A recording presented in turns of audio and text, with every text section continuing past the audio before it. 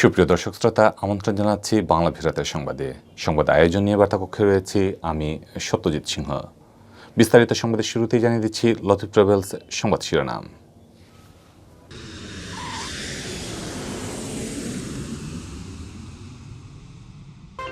ওসমানী হাসপাতাল থেকে প্রাইভেট অ্যাম্বুলেন্সের অবৈধ স্ট্যান্ড উচ্ছেদ, গুড়িয়ে দেওয়া হয়েছে সিএনজি অটোরিকশা ও মোটরসাইকেলের স্ট্যান্ডও।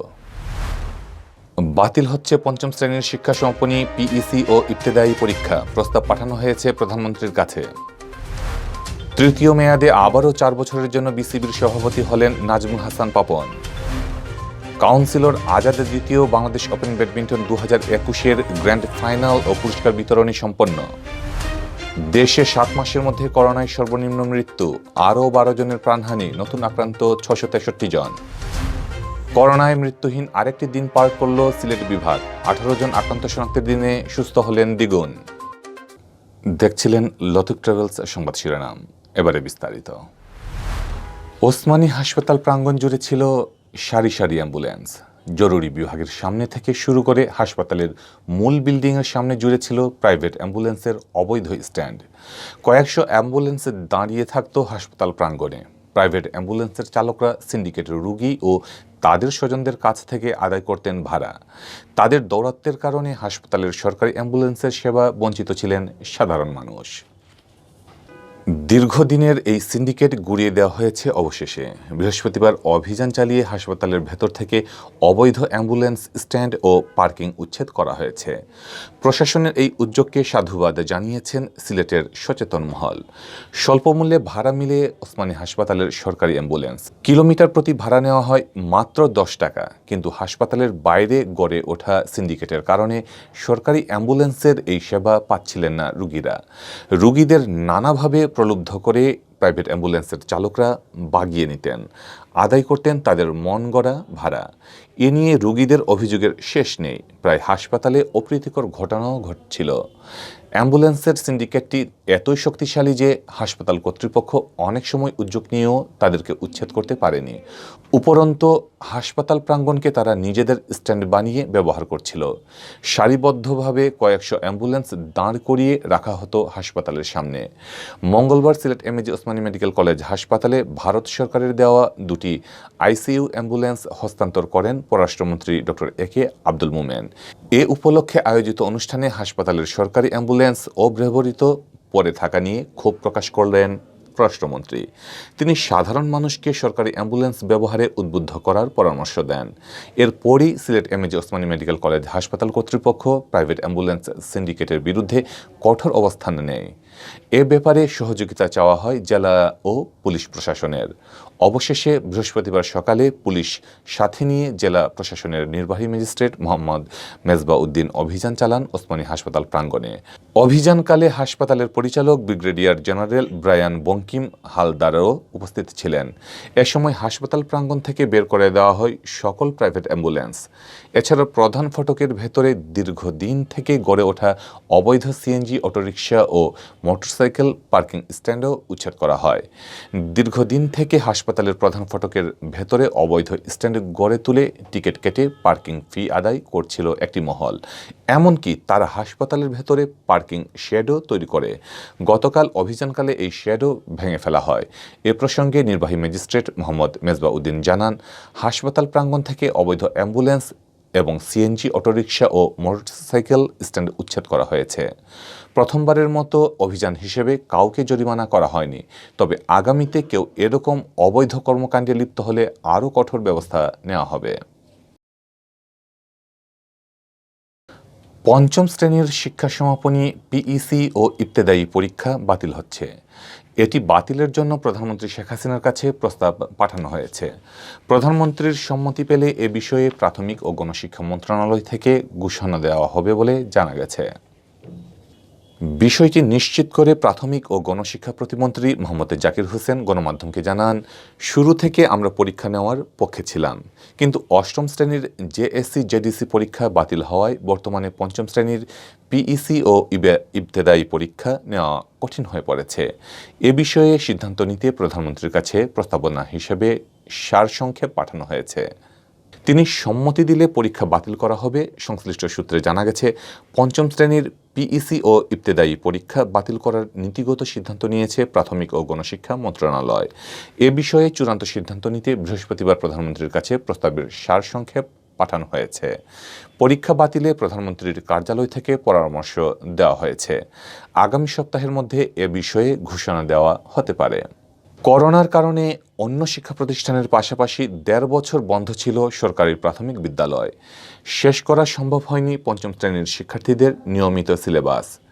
এ কারণে বাতিল হতে পারে পাবলিক পরীক্ষার আদলে হওয়া চলতি বছরের পিইসি ও ইবতেদায়ী পরীক্ষা। সাময়িক পরীক্ষার মাধ্যমে শিক্ষার্থীদের সার্টিফিকেট দেওয়ার চিন্তা করছে প্রাথমিক ও গণশিক্ষা মন্ত্রণালয়। গত ১২ সেপ্টেম্বর থেকে সীমিত পরিসরে স্কুল কলেজে পাঠদান শুরু হয়।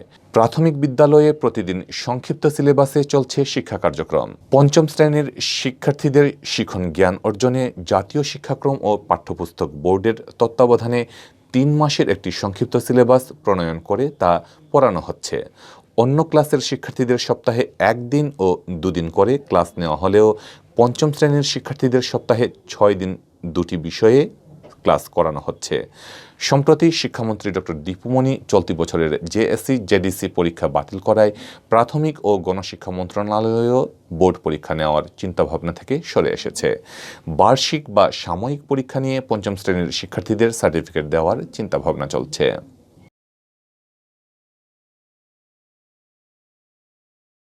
তিনি অটো চয়েজ। বাংলাদেশ ক্রিকেট বোর্ডের পরিচালক পর্ষদের নির্বাচনের পর এবার তৃতীয় মেয়াদে বোর্ড সভাপতি হবেন নাজমুল হাসান পাপন, এটা জানাই ছিল। হয়েছেও তাই। আবারও ৪ বছরের জন্য বিসিবি সভাপতি হিসেবে দায়িত্ব পালন করবেন পাপন। নির্বাচন করে আসা ২৩ ও জাতীয় ক্রীড়া পরিষদের মনোনীত ২ জন সহ যে ২৫ জন এবার বোর্ড পরিচালক হয়েছেন তাদের মধ্যে সর্বজন গ্রহণযোগ্যতা পাপনেরই অনেক বেশি। তাই তিনি যে আবারও বোর্ড প্রধান হচ্ছেন সেটা একরকম নিশ্চিতই ছিল। কারণ পাপনের নেতৃত্বে ক্ষমতা, ব্যক্তিত্ব, বয়সে বড় ও ছোটদের সঙ্গে মানিয়ে নিয়ে বোর্ডের কার্যক্রম পরিচালনা এবং সর্বোপরি রাষ্ট্র ও সরকারের উচ্চ পর্যায়ের সঙ্গে যোগাযোগ রক্ষা, সেখানে ব্যক্তিগত ইমেজ তৈরি এবং গ্রহণযোগ্যতা বাকি বোর্ড পরিচালকদের চেয়ে অনেক বেশি। বুধবার রাতে নির্বাচনের প্রাথমিক ফল ঘোষণার পর ব্যক্তিগত আলাপচারিতায় কয়েকজন পরিচালক বলেও ফেলেছিলেন যে আবারও বোর্ড প্রধান হবেন পাপন। নাজমুল হাসান পাপনকে আবারও সভাপতি করার ব্যাপারে এই বোর্ডের সব পরিচালকই ছিলেন একমত। হয়েছেও তাই। বৃহস্পতিবার দুপুর ২:৩০টার পরে শুরু হওয়া বোর্ড পরিচালক পর্ষদের সভায় আগামী ৪ বছরের জন্য বোর্ড সভাপতি নির্বাচিত হয়েছেন পাপন। ২০১২ সালে অহম মুস্তাফা কামালের মেয়াদকাল শেষ হওয়ার পর প্রথমে ৮ মাসের জন্য খণ্ডকালীন বিসিবি সভাপতি হয়েছিলেন নাজমুল হাসান পাপন। এরপর এবার নিয়ে নির্বাচনের পর তৃতীয়বারের মতো বোর্ড সভাপতির দায়িত্ব পেলেন পাপন। চট্টগ্রাম বিভাগ থেকে বিনা প্রতিদ্বন্দ্বিতায় নির্বাচিত হয়ে আসা আজম নাসির পরবর্তী ৪ বছরের জন্য বোর্ড প্রধান হিসেবে নাজমুল হাসান পাপনের নাম প্রস্তাব করেন। এই পরিচালক পর্ষদের সবচেয়ে সিনিয়র সদস্য এনায়েত হোসেন সিরাজ এবং গাজী গোলাম মুর্তজা পাপ্পা আনুষ্ঠানিকভাবে সে প্রস্তাব সমর্থন করেন। একই সঙ্গে বোর্ডের সকল সদস্যই পাপনের নাম উচ্চারণ করেন। আর তারই সাথে পুনরায় বিসিবির নতুন সভাপতি নির্বাচিত হন পাপন। জাতির পিতা বঙ্গবন্ধু শেখ মুজিবুর রহমানের জন্মশতবার্ষিকী উপলক্ষে আয়োজিত কাউন্সিলর আজাদ দ্বিতীয় বাংলাদেশ ওপেন ব্যাডমিন্টন ২০২১-এর গ্র্যান্ড ফাইনাল ও পুরস্কার বিতরণী সম্পন্ন হয়েছে। বুধবার রাতে আবুল মাল আব্দুল মুহিত ক্রীড়া কমপ্লেক্সের জিমনেশিয়ামে টুর্নামেন্টের ৪ ইভেন্টের ফাইনাল খেলা সম্পন্ন হয়। ফাইনালে পুরুষ দ্বৈতে খালেদ তানভীর জুটিকে ২-১ সেটে হারিয়ে চ্যাম্পিয়ন হন গত আসরের চ্যাম্পিয়ন এনাম গরব জুটি। মহিলা দ্বৈতে জেরিন ফাতেমা জুটিকে ২-০ সেটে হারিয়ে চ্যাম্পিয়ন হয় উর্মি রেশমা জুটি। মিশ্র দ্বৈতে খালেদ উর্মি জুটিকে ২-০ সেটে হারিয়ে জুমার ফাতেমা জুটি এবং অ্যামেচার দ্বৈতে কাউন্সিলর আজাদ মুর্শেদ জুটিকে ২-১ সেটে হারিয়ে চ্যাম্পিয়ন হন জাহেদ পলাশ জুটি। পুরুষ দ্বৈতে ম্যান অব দ্য ফাইনাল নির্বাচিত হন এনাম গৌরব জুটি। ম্যান অব দ্য টুর্নামেন্ট নির্বাচিত হন ঢাকার ওহিদুল শুভ জুটি। মহিলা দ্বৈতে man of the final Urmi ও ফাতেমা এবং ম্যান অব দ্য টুর্নামেন্ট নির্বাচিত হন ফাতেমা ও নাসিমা।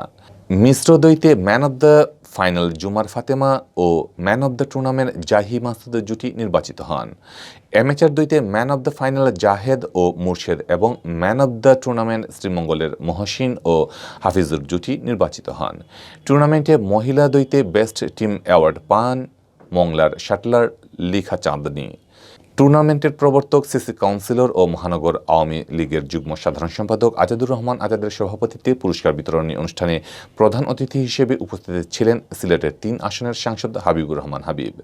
অধ্যাপক লাহিন আহমদ ও শাটলার দুলার উপস্থাপনায় অনুষ্ঠানে বিশেষ অতিথি হিসেবে উপস্থিত ছিলেন জেলা ক্রীড়া সংস্থার সহসভাপতি ফেরদৌস চৌধুরী রুহেল, জেলা জজ কোর্টের বিভাগীয় স্পেশাল পিপি অ্যাডভোকেট ফখরুল ইসলাম, সিলেট জেলা প্রেস ক্লাবের সাবেক সাধারণ সম্পাদক শাহাদিদার আলম নোবেল, সিলেটের জেলা পরিষদের সদস্য মতিউর রহমান মতি। অনুষ্ঠানে টুর্নামেন্টের প্রবর্তক কাউন্সিলর আজাদুর রহমান আজাদ টুর্নামেন্টের দেশি বিদেশি সকল পৃষ্ঠপোষক ও অংশগ্রহণকারী খেলোয়াড় এবং প্রিন্ট ও ইলেকট্রনিক মিডিয়ার সাংবাদিকদের প্রতি কৃতজ্ঞতা জ্ঞাপন করেন। গেল 4 অক্টোবর থেকে আবুল মাল আব্দুল মুহিত ক্রীড়া কমপ্লেক্সে শুরু হয় 3 দিনব্যাপী কাউন্সিলর আজাদ দ্বিতীয় বাংলাদেশ ওপেন ব্যাডমিন্টন টুর্নামেন্ট 2021। টুর্নামেন্টে দেশের শীর্ষ র্যাঙ্কিংধারী খেলোয়াড় সহ দেশের 250 শতাধিক শাটলার অংশ নেন। মহামারী করোনা ভাইরাসে দেশে গত একদিনে 12 জন মারা গেছেন, যা গেল 7 মাসের মধ্যে সর্বনিম্ন। এর আগে এর চেয়ে কম মৃত্যু হয়েছিল চলতি বছরের 11 মার্চ। সেদিন 6 জনের মৃত্যুর তথ্য জানায় স্বাস্থ্য অধিদপ্তর।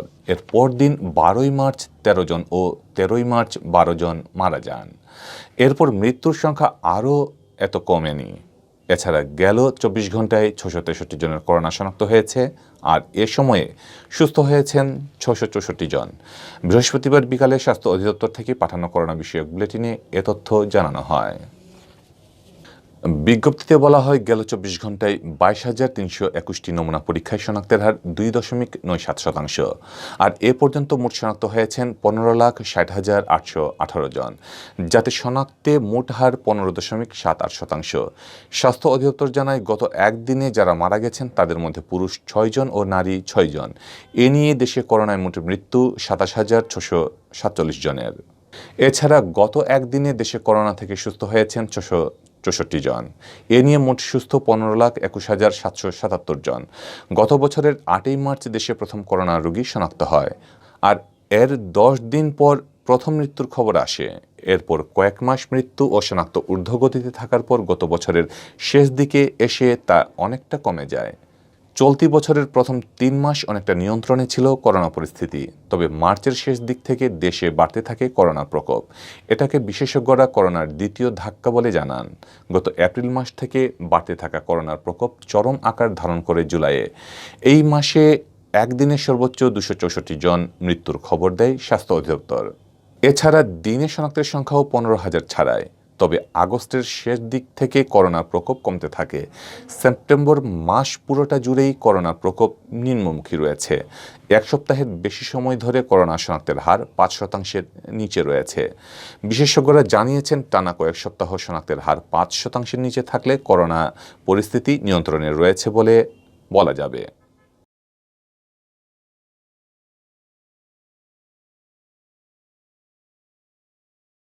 করোনা ভাইরাসে আবারও মৃত্যুহীন 24 ঘন্টা পার করেছে সিলেট। তবে এ সময়ে সংক্রমণের হার খানিকটা বেড়েছে। স্বাস্থ্য অধিদপ্তর সিলেট বিভাগীয় কার্যালয় থেকে জানা গেছে, এ তথ্য তারা জানায়, বুধবার সকাল 8টা থেকে বৃহস্পতিবার সকাল 8টার মধ্যে সিলেটে কোনো করোনা আক্রান্ত ব্যক্তি মারা যাননি। মৃতের সংখ্যা তাই 1,168 জনই আছে। এর মধ্যে ওসমানীতে 118 জন সহ সিলেট জেলায় মৃত্যুর সংখ্যা 976 জন।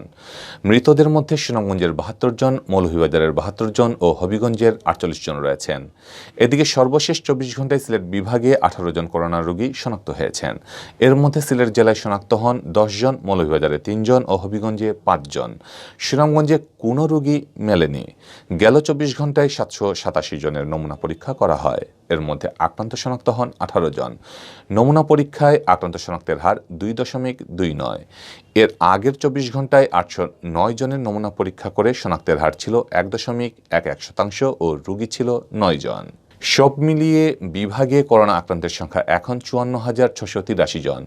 এর মধ্যে ওসমানী মেডিকেল কলেজ হাসপাতালে ৪,৮২৫ জন সহ সিলেট জেলায় শনাক্তের সংখ্যা ৩৩,৬৮৩ জন, সুনামগঞ্জের ৬,২৪২ জন, মৌলভীবাজারের ৮,১১৯ জন ও হবিগঞ্জের ৬,৬৩৯ জন রয়েছেন শনাক্তের তালিকায়। সিলেট বিভাগীয় স্বাস্থ্য পরিচালক ডক্টর হিমাংশু লাল রায় জানান, সর্বশেষ ২৪ ঘন্টায় বিভাগে সুস্থ হয়েছেন ৩৬ জন। সুস্থ হওয়াদের মোট সংখ্যা এখন ৪৮,৩৮০ জন। তিনি আরও জানান, বর্তমানে ৪৫ জন করোনা রোগী সিলেটের বিভিন্ন হাসপাতালে ভর্তি রয়েছেন।